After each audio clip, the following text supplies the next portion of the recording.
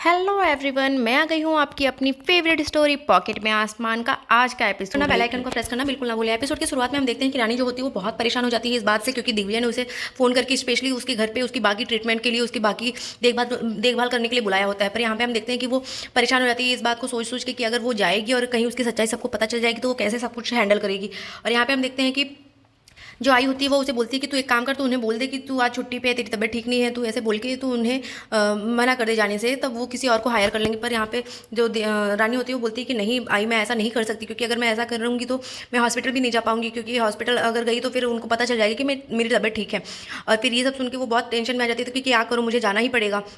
तभी यहाँ पे हम देखते हैं कि दिग्विजय जो होता है वो उसे फ़ोन करता है, और दिग्विजय का नंबर देख के वो थोड़ी शॉक्ड रह जाती है, क्योंकि उस पर डिस्प्ले पे आ जाता है कि वो दिग्विजय का नंबर है। तभी यहाँ पे हम देखते हैं कि रानी डर सी जाती है कि वो क्या करे। तभी हम देखते हैं कि रानी जो होती है वो उसे बोलती है कि यस सर मैं आ रही हूँ, थोड़ा नेटवर्क की इशू है।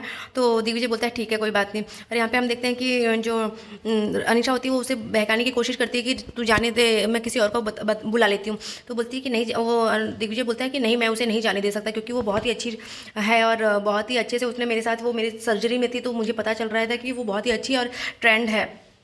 तभी यहाँ पे हम देखते हैं कि जो ध्वनि होती है वो भी उसे बोलती है कि माताश्री मुझे भी लेके चलो ना, मैं भी चलूँगी साथ में। तो वो बोलती है कि नहीं मम्मा आप चलोगे तो आप परेशान करोगे वहाँ पे, और मुझे पता है कि आप क्यों चलना चाहते हो, क्योंकि आप होमवर्क करने से बच जाओ और पढ़ाई करना ना पड़े, इसलिए आप चलना चाहते हो। तो बोलती है कि नहीं मम्मा आपको क्या मैं पढ़ाई चोर लगती हूँ। तो बोलती है कि नहीं ठीक है, तुम अभी आई के साथ रहना और अच्छे से टाइम पे खाना खा तो के सो ध्वनि जाना बोलती और पढ़ाई कि करना। क्या माताश्री मैं आपको पढ़ाई चोर लगती हूँ? नहीं ना। तो बोलती नहीं नहीं बेटा, आप तो बहुत ही स्ट्रांग हो, और इसीलिए तो मैं आपको बोल रही हूँ कि आप आई के साथ रहना, आई को परेशान मत करना, और बिल्कुल भी टाइम पे खाना खा के और पढ़ाई करके सो जाना। आई के साथ आज तुम बहुत पढ़ाई करना, और जैसे ही मेरा काम खत्म होगा मैं तुरंत आ जाऊँगी। तो बोलती ठीक है माताश्री आप जाइए, तो फिर मुझे फ़ोन करते रहना। तो बोलती है हाँ ओके बेटा।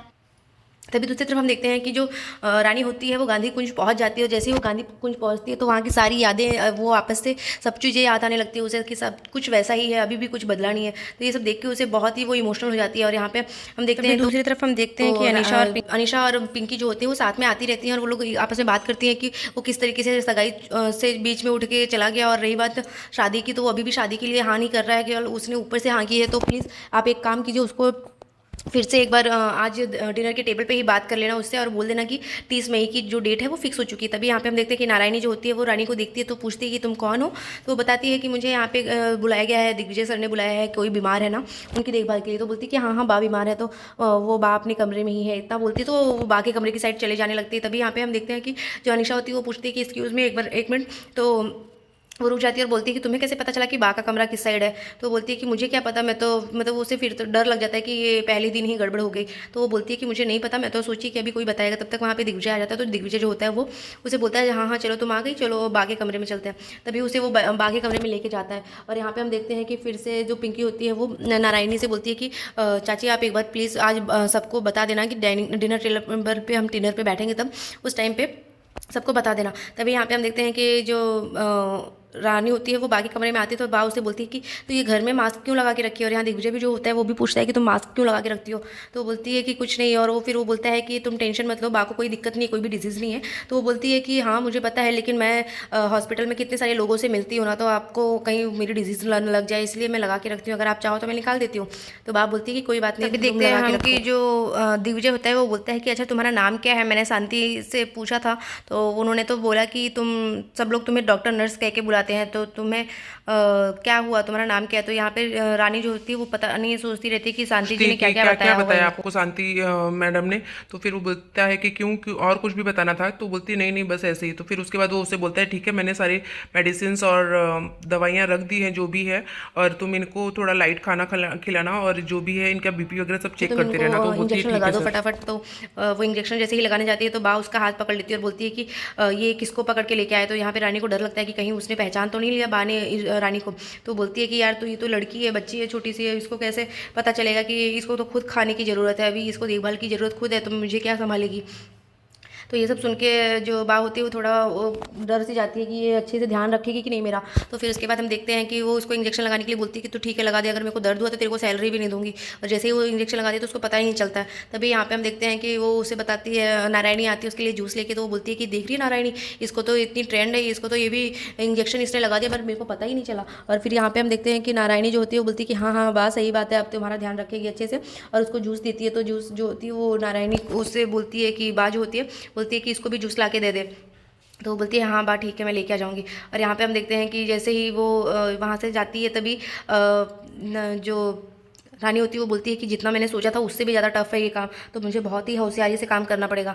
और यहाँ पे हम देखते हैं कि जो इस दिग्विजय होता है वो इस चीज़ के लिए खुश रहता है कि चलो बा को ये लड़की पसंद तो आई। और यहाँ पे हम देखते हैं कि जो रानी होती है इस बारे में ही सोचती रहती है कि क्या पता कोई मेरे को पहचान न ले। और फिर वो सोचता है कि सब लोग तो यहीं पे है पर अभी तक देवू और माधुरी भाभी कहाँ हैं, मिले ही नहीं। और यहाँ पे हम देखते हैं कि जैसे ही डाइनिंग टेबल पे सब बैठे रहते हैं तो पिंकी की इशारा करती है कि आप सब कुछ बता दो। तभी यहाँ पे हम देखते हैं कि नारायणी जो होती है वो सबको बोल देती है कि पंडित जी से बात हो चुकी है, 30 मई का डेट फिक्स हो गया है।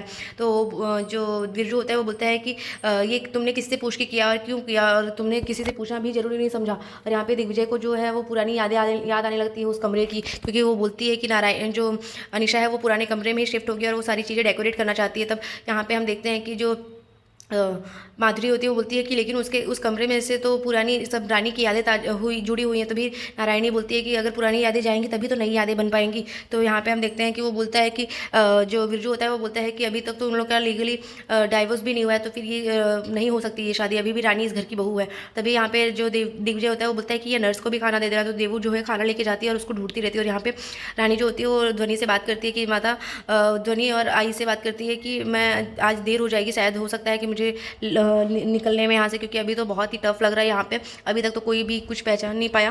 मुझे बहुत सावधानी के साथ यहाँ पे रहना पड़ेगा आई, क्योंकि यहाँ पे जितना मैं सोच के आई थी उससे भी ज़्यादा टफ है। तभी यहाँ पे हम देखते हैं कि वो बोलती है कि ध्वनि सो गई है, चलो ठीक है मैं बाद में बात करती हूँ आई, कब तक आना होगा अभी ऐसा कुछ पता नहीं है। तभी यहाँ पे हम देखते हैं कि रानी अपने कमरे की तरफ जाती है जिसमें उसकी यादें जुड़ी रहती है। तो वो ये सब देख के बेचारी सारी पुरानी बातों को याद करने लगती है, जो भी बीती हुई बातें रहती हैं और दिग्विजय के साथ बिताया हुआ हर मोमेंट याद करने लगती है।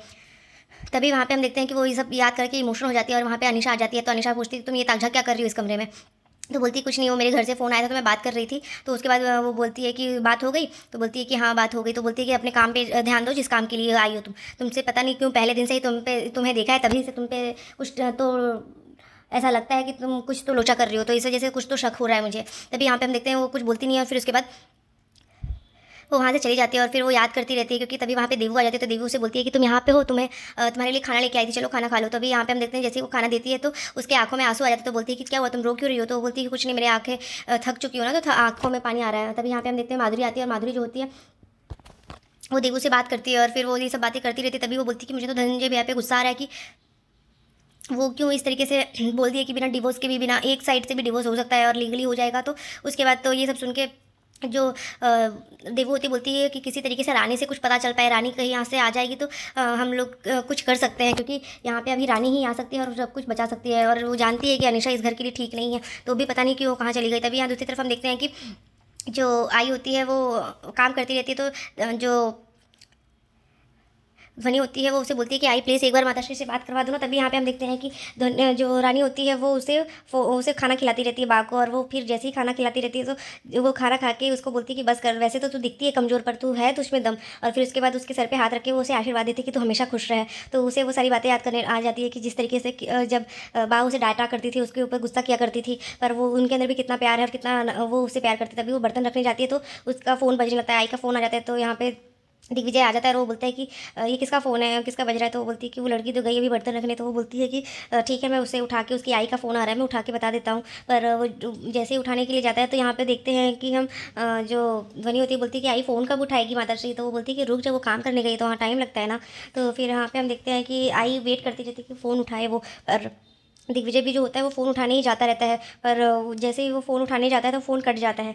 और यहाँ पे हम देखते हैं आई जो होती है वो भी वेट करती रहती है कि कोई तो फ़ोन उठाए जल्दी से। और यहाँ पे वो रहती नहीं है तो जिसकी वजह से वो फ़ोन नहीं उठा पाती है। और यहाँ पे हम देखते हैं कि आज के एपिसोड में बस इतना ही है फ्रेंड्स। मिलते हैं नेक्स्ट एपिसोड में, जहाँ हम देखने वाले हैं कि जो पुलिस होती है वो दिग्विजय के घर पे आ जाती है गांधी कुंज में और वो रानी को ढूंढने लगती है, क्योंकि यहाँ पे हम देखते हैं कि रानी को ढूंढने के लिए पुलिस आती है। तभी माधुरी जो होती है वो जाती है रानी के पास और बोलती है कि तुम्हें पुलिस ढूंढ रही है, तुम्हें बुला रही है। तो ये सुन के रानी बहुत शॉक रहती है कहीं। तो आज के एपिसोड में बस इतना ही फ्रेंड्स, मिलते हैं नेक्स्ट एपिसोड में, तब तक के लिए bye bye, take care, Radhe Radhe. आपको अगर वीडियो अच्छी लगी तो वीडियो को लाइक करना, चैनल को सब्सक्राइब करना बिल्कुल ना भूलें। Thank you so much, Radhe Radhe.